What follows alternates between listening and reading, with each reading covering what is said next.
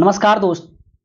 आज हम लोग 12th क्लास के हिंदी का जो तीसरा लेसन है जिसका नाम है संपूर्ण क्रांति और जिसके लेखक है जयप्रकाश नारायण और जिन्हें लोकनायक के नाम से जाना जाता है, उसका आज हम लोग ऑब्जेक्टिव करने वाले हैं। दोस्त, इससे पहले मैं लेसन 1 और 2, लेसन 1 का नाम है बातचीत और 2 का नाम क्या है उसने कहा था, दोनों का ऑब्जेक्टिव करा दिया है। दोस्त, आपको मालूम होगा ये टारगेट बुक का ऑब्जेक्टिव सीरीज चला रहे हैं हम लोग, ठीक है। आपको इसके जितने ऑब्जेक्टिव क्वेश्चन है सबको एक्सप्लेनेशन के साथ कराता हूं, ताकि जो मान लीजिए कि ये क्वेश्चन है और ये क्वेश्चन 2024 में आया हुआ है, तो इससे जुड़ा अगर क्वेश्चन पूछेगा ना, मैं इस क्वेश्चन के माध्यम से 2-3 क्वेश्चन एक्सप्लेनेशन के साथ कराता हूं, ताकि आपका अधिक से अधिक ऑब्जेक्टिव कवर हो जाएगा और छूटता नहीं है, ठीक है। और दोस्त, एक और बात, मैं सब्जेक्टिव का भी वीडियो गद्य खंड का बनाने जा रहा हूं और आपको पढ़कर ही बहुत मजा आएगा। आप 1 या 2 लेसन मेरे से पढ़ के देखिएगा, आपको खुद मालूम चल जाएगा। चलिए अभी ऑब्जेक्टिव का लुत्फ उठाइए। पहला क्वेश्चन है, शिक्षा प्राप्ति के लिए अमेरिका कौन गए थे? तो दोस्त, संपूर्ण क्रांति के लेखक है जयप्रकाश नारायण और जयप्रकाश नारायण शिक्षा प्राप्ति के लिए अमेरिका गए थे। 1921 में वो क्या हुआ कि पढ़ाई छोड़ करके जो पटना कॉलेज में इंटर में नाम लिखवाया, तो फिर पढ़ाई छोड़कर गांधी जी के साथ असहयोग आंदोलन करने लगे और उसके बाद इन्हें मालूम चला ना जाकर के रियल शिक्षा प्राप्त कर सकते हैं, तो वहां जाकर मजदूरी करी, रात में काम किए और दिन में पढ़े। ऐसा करते करते वो अपना पूरा पढ़ाई अमेरिका में किए और वो अमेरिका क्या चले गए, लोग जो हैं उन्हें अमेरिका का दलाल भी बोलने लगे थे। तो आप सारे ये सब क्वेश्चन नीचे आएंगे। तो ये देखिए, शिक्षा प्राप्ति के लिए कहाँ गए थे? अमेरिका गए थे। कौन गया था? Jayaprakash Narayan, option C. दोस्त, मैं सारे क्वेश्चन को एक्सप्लेन करूंगा, आपको पूरी बात समझ में आ जाएगी। आपको लेसन 3 टफ लग रहा होगा, लेकिन मेरे पढ़ाने का आपको टफ नहीं लगेगा, ठीक है। और यहाँ तक कि सारा ऑब्जेक्टिव भी आपको याद हो जाएगा। बिहार में हिंदी की वर्तमान स्थिति विषय पर लेख के लिए किसने सर्वोच्च पुरस्कार प्राप्त किया? तो दोस्त, जेपी नारायण, जिस शॉर्ट में बोलता है जेपी नारायण, ठीक है। जयप्रकाश नारायण हिंदी की वर्तमान स्थिति, बिहार में जो हिंदी की वर्तमान स्थिति, उसके बारे में एक लेख लिखा था और उन्हीं के लिए इन्हें सर्वोच्च सम्मान मिला था। आपको बताना है कि जयप्रकाश नारायण को भारत रत्न कब मिला? भारत रत्न कब मिला? आप कमेंट बॉक्स में जवाब दीजिए, तब तक मैं आगे बढ़ता हूं। अगला क्वेश्चन है कि व्यक्तियों से नहीं, हमें नीतियों से झगड़ा है, सिद्धांतों से झगड़ा है, कार्यों से झगड़ा है। दोस्त, मैं एक बात बता दूं, जो संपूर्ण क्रांति चैप्टर है ना, ये चैप्टर एक संपूर्ण भाषण है, ठीक है। ये भाषण क्या है? 1974 में जो छात्र आंदोलन हुआ था, उस आंदोलन का नेतृत्व किए थे जयप्रकाश नारायण और ये पटना के गांधी मैदान में भाषण देते हैं और उसी भाषण का कुछ अंश हमें ये किताब में पाठ 3 के माध्यम से, संपूर्ण क्रांति के माध्यम से पढ़ने को मिल रहा है। और दोस्त, बहुत गजब का भाषण दिए हुए हैं। भाषण आपको थोड़ा टफ लग रहा हो, लेकिन मैं आसान बना दूंगा, ये मेरी गारंटी है, ठीक है। तो 74, तो क्वेश्चन क्या था? उसी भाषण में कहते हैं कि हम देखिए, उसमें वर्तमान प्रधानमंत्री कौन थी? इंदिरा गांधी। और उस समय बिहार के मुख्यमंत्री कौन थे? मलिक कफूर। कौन थे? याद रखिएगा, मलिक कफूर थे, ठीक है, मलिक कफूर थे। और बिहार में भी कांग्रेस की सरकार थी। किसकी सरकार थी? कांग्रेस की। बिहार की विधानसभा में कांग्रेस की सरकार थी और उसी के खिलाफ ये आंदोलन छेड़े थे बिहार से और ये आंदोलन दिल्ली तक पहुंच गया था। तो कहते हैं कि हमें ना ही इंदिरा गांधी से झगड़ा है, ना ही मलिक कफूर से झगड़ा है, ना ही कांग्रेस के नेताओं से झगड़ा है, हमें तो नीतियों से झगड़ा है। जो इनकी नीति है वो गलत है, इनके सिद्धांत है वो गलत है, इनके कार्य हैं वो गलत हैं। समझ गए? हमें किसी व्यक्ति विशेष से झगड़ा नहीं है, इनके जो नियम कायदे कानून नीति है उनसे हमको दिक्कत है। तो उक्त संभाषण किस समाजवादी नेता का है? तो जयप्रकाश नारायण। थोड़ा दोस्त देर लग सकता है, लेकिन क्वेश्चन को मैं इतना अच्छा समझा दूंगा ना कि आपको क्वेश्चन और आंसर याद हो जाएगा अपने आप। देखिए, अगला प्रश्न है कि जयप्रकाश नारायण की रचना का नाम क्या है? अरे वही तो है लेसन, संपूर्ण क्रांति। क्या है? संपूर्ण क्रांति। नेक्स्ट क्वेश्चन, छात्र आंदोलन का नेतृत्व स्वीकार करते समय जयप्रकाश नारायण की स्थिति कैसी थी? तो देखिए दोस्त, 1902 में इनका जन्म हुआ था और 1974 में छात्र आंदोलन हुआ था। ये हो गए थे कुल 72 साल के, और ये हार्ट के पेशेंट थे। किसके? हार्ट के पेशेंट थे। तो दोस्त, जिनको हार्ट का प्रॉब्लम होता है ना, उनको मधुमेह रोग भी होता है, ठीक है, जिसे चिनिया रोग हम लोग बोलते हैं, जिसे और क्या बोलते हैं, डायबिटीज रोग, ठीक है, बोलते हैं। तो इन्हें हार्ट और शुगर की बीमारी थी और ये 72 साल के थे। तो ये बूढ़े हो गए थे और बीमार भी थे, लेकिन और साथ में अपना डॉक्टर लेकर चलते थे, लेकिन फिर भी इन्होंने देश हित के लिए छात्रों का आंदोलन स्वीकार किया और कहा था कि मैं जो कहूं वही आप कीजिएगा, मैं जो भी नियम बनाऊं, जो भी आपको कहूं कि आप ऐसा करिए, तो वही आपको करना पड़ेगा, वरना अगर मेरे कहे अनुसार आप लोग नहीं चलिएगा तो मैं इस आंदोलन को छोड़ दूंगा। हाँ, सुनूंगा सबका सुनूंगा, सब पे टाइम दूंगा, लेकिन नियम मेरे चलेंगे, जो मैं कहूंगा वही आप लोग कीजिएगा, तब जाकर के मैं इस आंदोलन को संभालूंगा। और छात्रों ने इसे एक्सेप्ट किया और फिर संपूर्ण क्रांति के जनक अर्थात जयप्रकाश नारायण ने भी इसे एक्सेप्ट किया कि नहीं, मैं इस आंदोलन का नेतृत्व करूंगा, और उसमें बूढ़े और बीमार थे। नेक्स्ट क्वेश्चन, दल विहीन लोकतंत्र किसके मूल उद्देश्यों में से है? देखिए दोस्त, मार्क्सवाद और लेनिनवाद।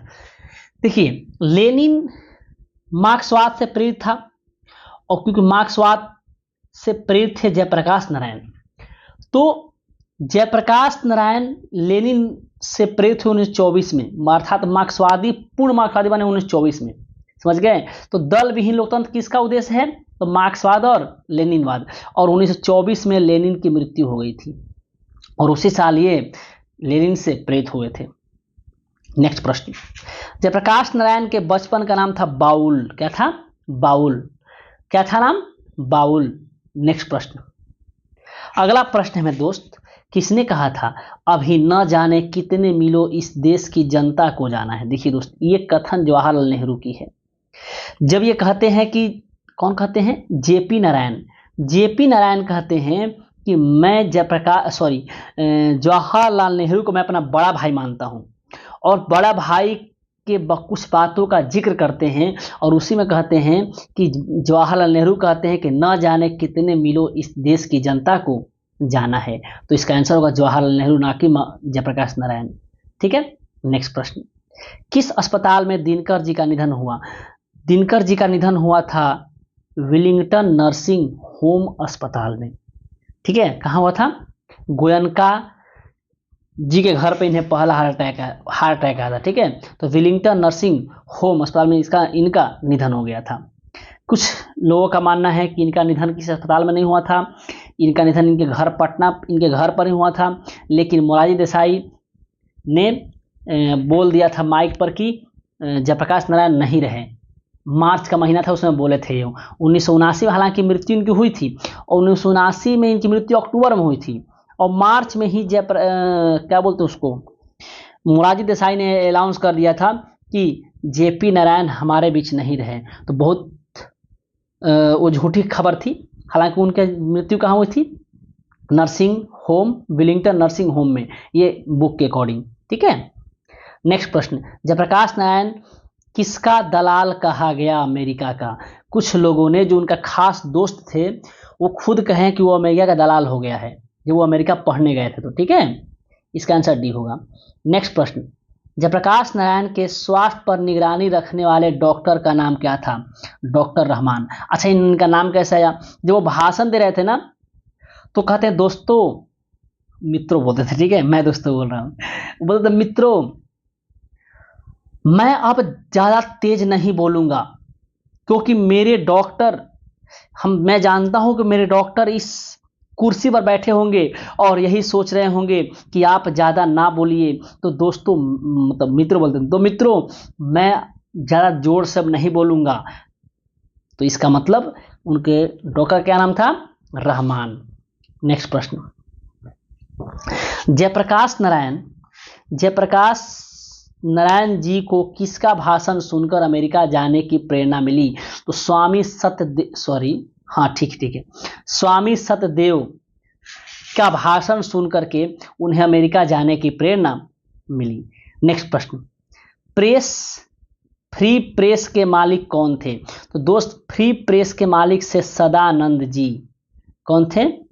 सदानंद जी। कोई दिक्कत? अच्छा, इन्होंने एक व्यक्ति को ब्रेन ऑफ बॉम्बे कहा था। क्या कहा था? ब्रेन ऑफ बॉम्बे कहा था। किसे कहा था? आप कमेंट बॉक्स में जवाब दीजिए, तब तक मैं आगे बढ़ता हूं। इसका आंसर ठीक है, सदानंद जी फ्री प्रेस के मालिक थे। नेक्स्ट प्रश्न, अगला प्रश्न है, कहाँ गया यार? हाँ अच्छा, क्वेश्चन अगला यही है। चलिए ठीक है, ब्रेन ऑफ बॉम्बे किसे कहा जाता है? उमा शंकर दीक्षित को। देखिए, ये बॉम्बे में अंडरग्राउंड टाइप के नेता थे। ठीक है, बॉम्बे में अंडरग्राउंड टाइप के नेता थे और इन्हें ब्रेन ऑफ बॉम्बे कहा जाता है क्योंकि इन्हें राजनीति में बहुत ज़्यादा समझ थी और ये जेपी नारायण के दोस्त हुआ करते थे। और इन्हें ही सदानंद जी जो फ्री प्रेस के मालिक थे, ब्रेन ऑफ बॉम्बे कहे थे। कोई दिक्कत नहीं। नेक्स्ट प्रश्न, जयप्रकाश नारायण ने आईएससी की परीक्षा कब पास की? तो देखिए दोस्त, इसमें हुआ क्या, जयप्रकाश नारायण 1921 में पटना कॉलेज में दाखिला लेते हैं इंटर में, लेकिन फिर उन्हें ये छोड़ना पड़ता है और गांधी जी के साथ असहयोग आंदोलन में ये कूद पड़ते हैं। तो उस समय ये इंटर नहीं कर पाते हैं, फिर जाकर के बिहार विद्यापीठ से ये आईएससी की परीक्षा पास करते हैं। कोई दिक्कत नहीं। नेक्स्ट क्वेश्चन, लेनिन की मृत्यु कब हुई? 1924 में। अच्छा, लेनिन ने एक लेनिनवाद नियम निकाला था, उसे कब निकाला था? 1921 में। कब? उसे क्या बोलते हैं? नई आर्थिक नीति कहते हैं। रूस में नई आर्थिक नीति कौन लाया था? लेनिन, 1921 में। ठीक है, और उसी क्रांति कब हुआ था? 1917 में, जिसे बोल्शेविक क्रांति भी कहते हैं। और मृत्यु कब हुई थी लेनिन की? 1924 में। अच्छा, जेपी नारायण लेनिन से प्रेरित कब हुए थे, अर्थात मार्क्सवाद से प्रेरित कब हुए थे? 1924 में। समझ गए? नेक्स्ट प्रश्न, जयप्रकाश जी मार्क्सवाद कब बने? रे यार, यही तो क्वेश्चन है। डी, 1924। देखिए क्वेश्चन पूछा हुआ है, 2022 में क्वेश्चन पूछा हुआ है। ठीक है, फणीश्वर नाथ रेणु की पुस्तक का नाम मैला आंचल। आप ये 9th क्लास में पढ़े होंगे, शायद 9th में या फिर किस क्लास में नहीं ध्यान आ रहा है, लेकिन फणीश्वर नाथ रेणु का हम लोग पहले पढ़ चुके हैं। मैला आंचल है, इसे फिल्म बना हुआ है। नेक्स्ट, 1974 में बिहार प्रदेश के मुख्यमंत्री कौन थे? तो दोस्त श्री कृष्ण, 1974 में पूछ रहा है। ठीक है, अब्दुल गफूर, हम मलिक गफूर बोलते थे ना, सॉरी, उसमें मलिक गफूर बोल दिए थे। ठीक है, उस समय 1974 में कांग्रेस की तरफ से अब्दुल गफूर जो थे ये बिहार के मुख्यमंत्री थे। कब? जब जयप्रकाश नारायण ने आंदोलन छेड़ा था और प्रधानमंत्री इंदिरा गांधी थी। हम मलिक गफूर याद आ गया है, वो इतिहास वाला। चलिए कोई ना। नेक्स्ट प्रश्न, किसे लोकनायक के नाम से जानते हैं? तो दोस्त जनता का नायक, लोकनायक कौन था? जेपी नारायण। नेक्स्ट प्रश्न, जयप्रकाश नारायण का जन्म कब हुआ? तो दोस्त जयप्रकाश नारायण का जन्म होता है 8 अक्टूबर 1902 में इनका जन्म होता है यार। नहीं, ठीक, सॉरी, 11 अक्टूबर 1902 को इनका जन्म होता है। अच्छा, 8 अक्टूबर की मृत्यु होती है ना, सॉरी, 8 अक्टूबर 1979 की को इनकी मृत्यु हो जाती है। और क्योंकि अपने बर्थडे से 3 दिन पहले मरते हैं।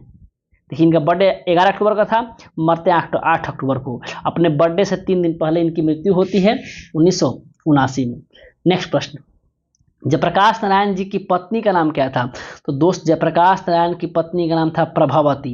अब आपको बताना है कि जयप्रकाश नारायण की माँ का नाम क्या था। ठीक है, आपको बताना है माँ का नाम क्या था। तब तक हम लोग आगे बढ़ते हैं। चलते हैं, रिकंस्ट्रक्शन ऑफ इंडियन पॉलिटी की किसकी रचना है? तो रिकंस्ट्रक्शन ऑफ इंडियन पॉलिटी रचना है जयप्रकाश नारायण की। ठीक है, नेक्स्ट क्वेश्चन, प्रजा सोशलिस्ट पार्टी का गठन कब हुआ? तो देखिए दोस्त, एक थी किसान पार्टी और एक थी सोशलिस्ट पार्टी। सोशलिस्ट पार्टी की स्थापना किए थे जयप्रकाश नारायण, राम वृक्ष बेनीपुरी, और एक किसान पार्टी थी, ध्यान नहीं आ रहा कि उसकी स्थापना कौन किया था। दोनों लोग मिला करके प्रजा सोशलिस्ट पार्टी का निर्माण किए थे लोग, अर्थात दोनों का मर्ज हुआ था। किसान पार्टी और सोशलिस्ट पार्टी दोनों मिलकर के बनाया गया प्रजा सोशलिस्ट पार्टी, और ये बना 1952 में। ठीक है, नेक्स्ट प्रश्न, जयप्रकाश नारायण को भारत रत्न की उपाधि कब दी गई? तो दोस्त, जयप्रकाश नारायण को भारत रत्न उपाधि 1998 में दी गई। ठीक है, अमर्त्य सेन के साथ में। नेक्स्ट प्रश्न, जयप्रकाश नारायण को भारत की जनता किस नाम से जानती है? अरे यार, लोकनायक। किस नाम से? लोकनायक। बचपन का नाम क्या था? बाउल। क्या नाम था मेरे दोस्त? बाउल। नेक्स्ट प्रश्न, जयप्रकाश नारायण ने संपूर्ण क्रांति का ऐतिहासिक भाषण कहां और कब दिया? दोस्त, पटना के गांधी मैदान में 5 जून 1974 को दिया था। कोई दिक्कत नहीं। नेक्स्ट प्रश्न, जयप्रकाश नारायण ने किस साल छात्र आंदोलन का नेतृत्व संभाला? तो 1974 में संभाला था, क्योंकि वहां पे भ्रष्टाचार, महंगाई, इन सारे चीजों को। अच्छा, ये इतने ईमानदार नेता थे, मैं आपको बता रहा हूं कि जब 1952 में पहली बार गठन हुआ कैबिनेट का, जब सरकार बनी, चुनाव हुए और लोकसभा चुनाव होकर के 1952 में जो कैबिनेट का गठन हुआ, उसमें जवाहरलाल नेहरू इनसे कहते हैं कि ये काम कीजिए, आप कोई पद ले लीजिए मेरे से। तो ये बोले कि नहीं, मैं पदों का भूखा नहीं हूं, मैं जनता के लिए जन्म लिया हूं और जनता की समस्याओं को, बेरोजगारी, भ्रष्टाचार को उठाते रहूंगा। मुझे कोई पद नहीं चाहिए, मुझे कोई लोभ नहीं है पद का। सोचिए कितना ईमानदार होंगे ये। फिर भी इन्हें कहते थे लोग, क्या बोले थे? अमेरिका का दलाल। हालांकि वो शुरुआत की बातें थी। जयप्रकाश नारायण के पिताजी का नाम क्या था? तो दोस्त, जयप्रकाश नारायण के पिताजी का नाम था क्या? हरसुदयाल। क्या नाम था? हरसुदयाल। अच्छा, अभी मैं आपसे कमेंट बॉक्स में पूछा हूं कि उनकी माता का नाम बताइए। क्या बताइए? माता का नाम बताइए। तो आप बताइए फुल। अरे बोलिए, मैं थोड़ा सा हिंट दे रहा हूं आपको।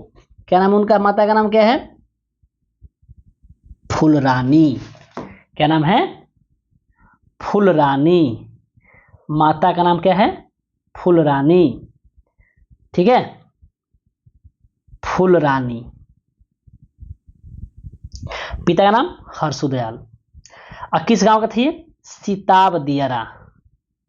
सिताब दियारा। अब ये कहां है? तो दोस्त, सिताब दियारा है यूपी और बिहार के बॉर्डर पर। ठीक है, यूपी और बिहार के बॉर्डर पर। नेक्स्ट प्रश्न, संपूर्ण क्रांति क्या है? अच्छा, ये जो हम लोग पाठ का नाम है, क्या है? भाषण है। क्या है? भाषण है। नेक्स्ट क्वेश्चन, अच्छा, उसने कहा था क्या है?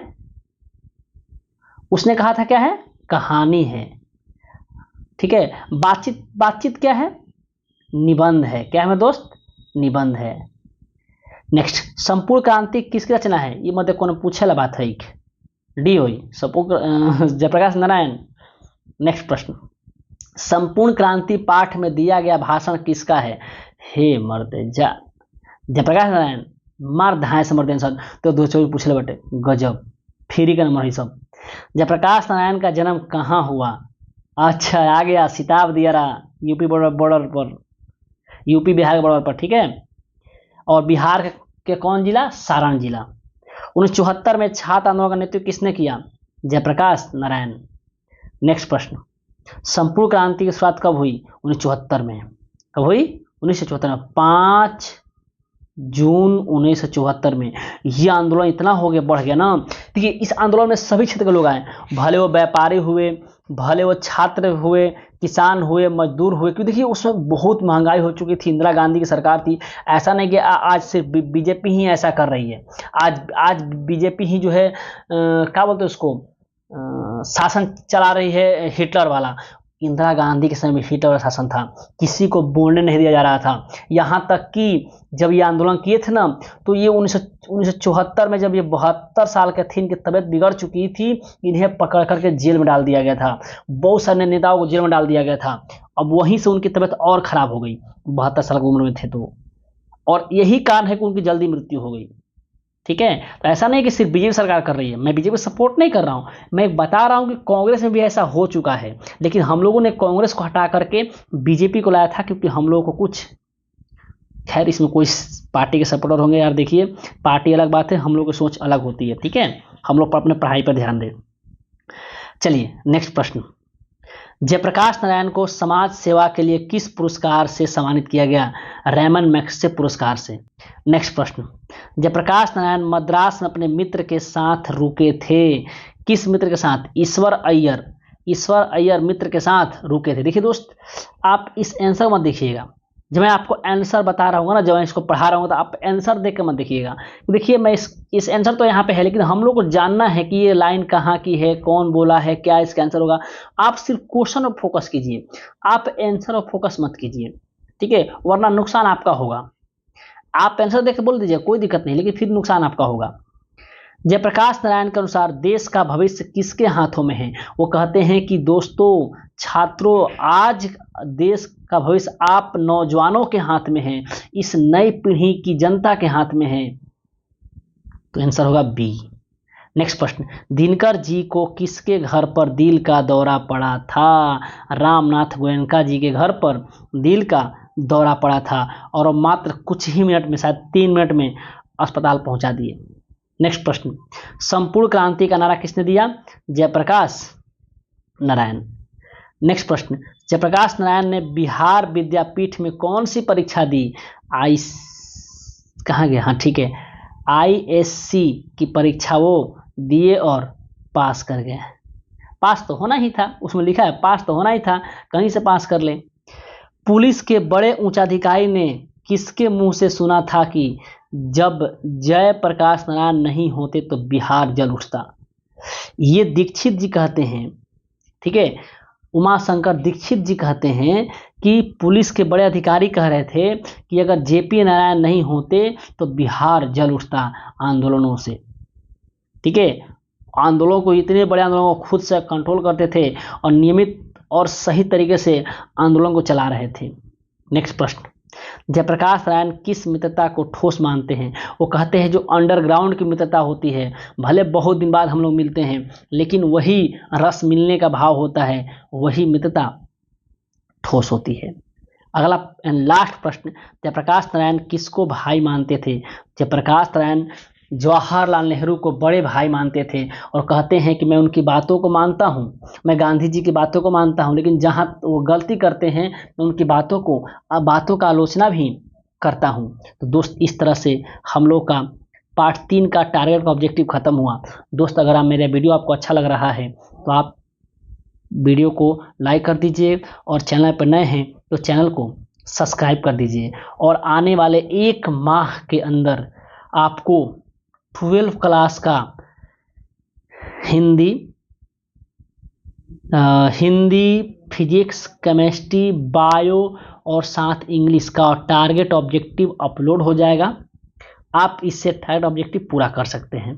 ठीक है, साथ ही साथ हिंदी का NCERT का बुक का ऑब्जेक्टिव कराया जा रहा है। अभी हिस्ट्री का ऑब्जेक्टिव हुआ है, अभी शायद 5 लेसन तक ऑब्जेक्टिव हो चुका है, 6 लेसन का कल आप लोग का अपलोड हो जाएगा।